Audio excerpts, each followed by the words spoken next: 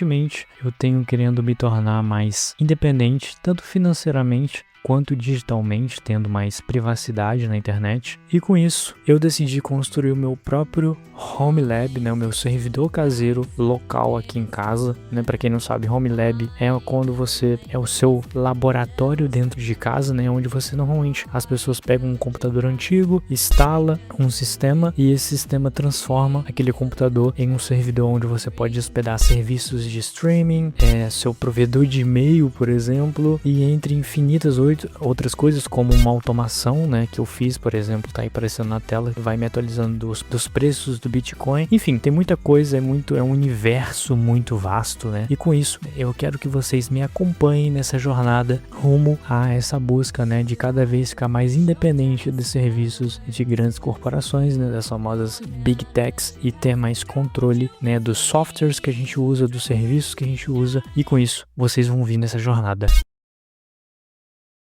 O primeiro passo para a gente criar um servidor é ter um computador, no mínimo um processador contendo 2 núcleos e 4 GB de RAM. Bom, felizmente eu tinha uma máquina antiga que já me serviu no passado e agora vai me servir de novo. Ela tem 2 núcleos, 500 GB de armazenamento e 6 GB de RAM. Foi mais do que suficiente para instalar um Umbrel OS. O Umbrel OS, pessoal, é um sistema operacional que transforma qualquer computador em um servidor doméstico, permitindo hospedar seus próprios serviços localmente, e com ele é possível a gente ter o próprio serviço de streaming, né, rodar automações, manter um armazenamento em nuvem privado, né, local ali, né, e ter mais privacidade, parar de pagar por diversas assinaturas que hoje em dia, né, meus amigos, não sobrou nada. Esse aqui é seu, para o Kiko? Beta. Sim, querido professor.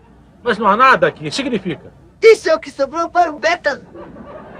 Brutal. Não sobrou nada. Então, pessoal, o objetivo desse projeto, que se chama Umbrel OS, é justamente democratizar esse tipo de tecnologia, né, tornando acessível a qualquer pessoa, sem exigir um conhecimento absurdo, técnico, avançado de computer. Bom, para a gente iniciar a nossa instalação, eu precisava de um cabo de rede, já que os desktops, né, não possuem Wi-Fi integrado nesse meu PC.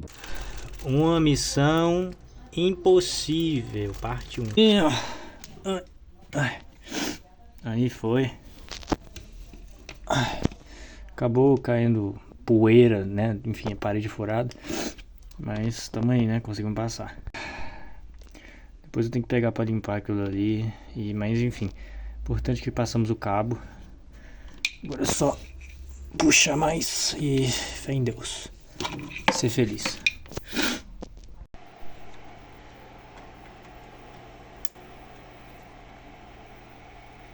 Com a conexão pronta, estabelecida, né, nós podemos começar a mágica, a brincadeira, não é mesmo? Inclusive, deixem aí nos comentários qual sugestão que vocês dão de nomes aí, qual nome vocês dão pro servidor, beleza? Bom, vamos lá. Primeira coisa é só baixar a ISO lá no site oficial do Umbrel e gravar em um pendrive, né? Eu usei o Balena Etcher, mas pode usar o Rufus, também funciona tranquilamente para isso. Depois é só você plugar, entrar na BIOS, botar no pendrive e o Umbrel vai te começar a rodar e perguntar algumas coisas, né? Onde é que você quer selecionar qual disco selecionar para instalar um Umbrel, né? E lembrando que vai apagar todos os seus dados. No final da instalação, ele solicita a criação de um usuário e uma senha, né? E depois disso ele exibe o endereço IP do servidor, que esse endereço IP ele está dentro da sua rede local, né? Dentro da sua rede da sua casa. Então, se você não estiver conectado, você não consegue entrar. Só calma, que futuramente a gente vai falar sobre isso. E com isso a gente pega o IP, coloca no navegador e a gente consegue entrar já no nosso Umbrel OS. Pronto, o nosso servidor rodando localmente para os nossos experimentos. Bom, e aqui vocês podem ver que a interface é bem surpreendentemente intuitiva, né? Visualmente lembra a tela de um smartphone, né? Mas rodando ali no nosso querido computador. Bom, pessoal, e o ponto central é que a loja de aplicativo, né? Essa loja aqui, né? Na minha opinião, assim, é um dos maiores diferenciais do Umbrel. É que tem mais de 300 aplicativos, softwares open source, né?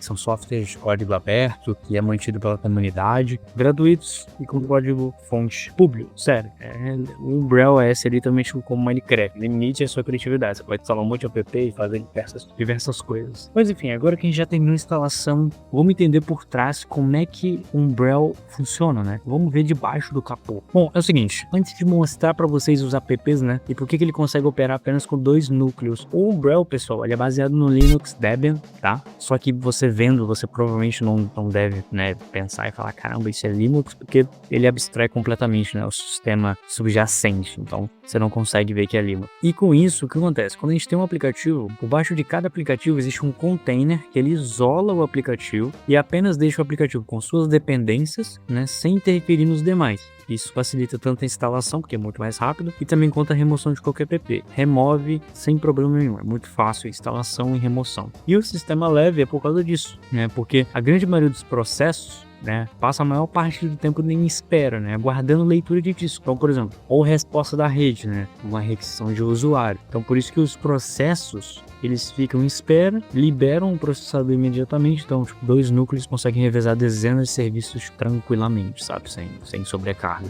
Então, na prática, o gargalo normalmente é sempre ali de um armazenamento, de um SSD, ou a largura, ou a sua internet. E um exemplo aqui mais para ficar concreto aí para vocês é o exemplo do Jellyfin, pessoal. Ele é um aplicativo, né, um software de streaming, né, enquanto ninguém estiver assistindo a nada, tipo, deixar lá o Jellyfin lá com meus filmes ou minhas mídias, ele simplesmente não consome CPU, né, o container fica lá em repouso, ele aguarda uma requisição, então por isso que o servidor consegue rodar 24 horas / 7 dias na semana sem impacto significativo na sua conta de luz, né. Então, se não tem ninguém usando, não tem por que ficar ligando, não é mesmo? Então, aqui, meus amigos, é a hora que começa o show. Bom, agora que a gente já entendeu um pouco mais a arquitetura do Umbrel, vamos ao que interessa, né, meus amigos? Que é fazer acontecer.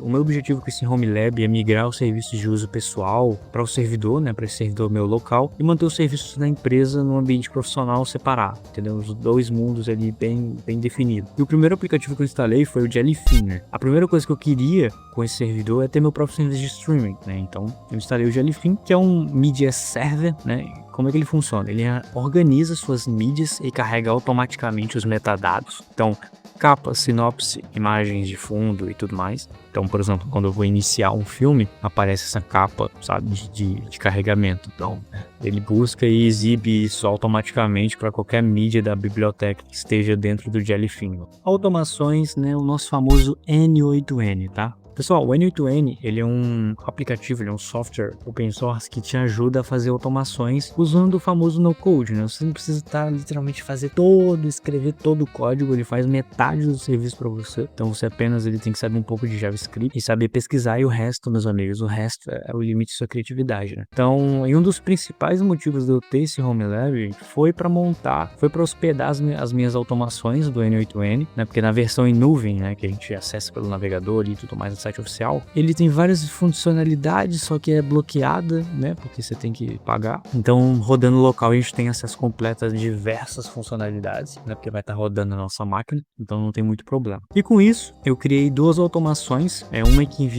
que me envia o preço do Bitcoin a cada 5 minutos, e também, além de me enviar o preço do Bitcoin a cada 5 minutos, ele me manda tanto em real e quanto dólar, o horário e o dia, tá? Então eu sempre fico por dentro aí do preço dos Bitcoiners. E também, pessoal, eu criei uma automação, tá, que me envia as 5 principais notícias, tá, a cada, se eu não me engano, 30 minutos. Então a cada 30 minutos eu recebo uma notificação com 5 notícias mais relevantes ali do momento, beleza? E agora a gente tá aqui, e agora eu tô com o terceiro projetinho, que é o meu Spotify local, né, avisando que esse projeto tá em desenvolvimento, até porque eu não sou um cara muito que escuta música, sabe? Normalmente eu escuto ali de 15 a 20 faixas, então, pagar uma assinatura mensal só pra escutar isso, né, eu tô jogando meio que dinheiro fora. Então a minha solução é usar o Jellyfin para hospedar as minhas músicas, né, que também, além do Jellyfin, né, não sei se eu cheguei a falar isso, mas o Jellyfin, ele consegue gerenciar bibliotecas de áudio, filmes e músicas e séries e mais umas outras ou 3.